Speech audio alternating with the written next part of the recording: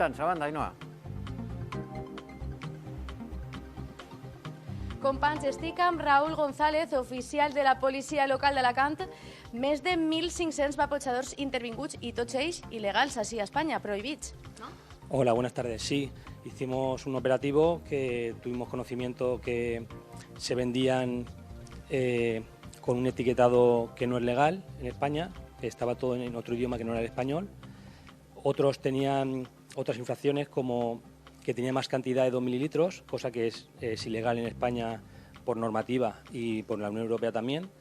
Y los de recarga no pueden tener tampoco más de 10 mililitros.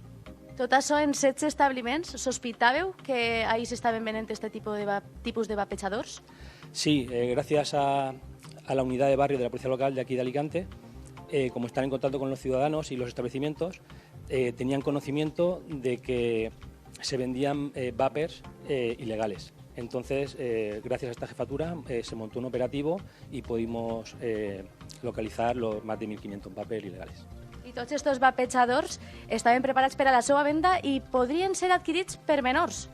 Sí, efectivamente. De hecho, varios policías de la unidad localizaron e intervinieron con menores que tenían estos tipos de dispositivos ilegales y por eso, como no llevan un control sanitario, por eso se hizo el operativo.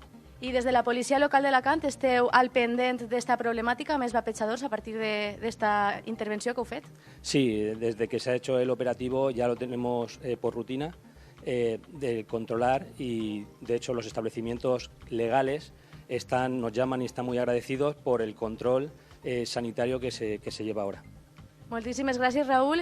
I ja ho veieu, companys, que estos vapejadors poden ser més nocius i més perjudicials del que pensem.